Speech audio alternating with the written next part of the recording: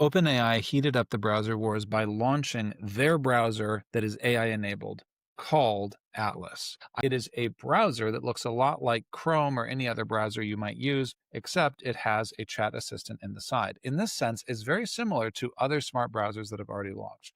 The Comet browser from Perplexity comes to mind. Exactly the same idea. You just launch it in the sidebar and you do your task with the chat, and then you have the main browser pane just the way it always is. I can actually show you what that looks like. So here we are in the browser. I'm actually working on a presentation about the browser. I realize that's super meta, but you can see I have a little chat here, right? And you can kind of interact with the chat. In this case, what I had the agent do is to help me create the PowerPoint presentation about the agent. And just to be transparent, it was able to lay out the styling. So it got this green and this blue highlight really effectively. It was able to lay out the title. It was able to lay out the dark background, looked very professional. It also was able to take and expand the copy really effectively.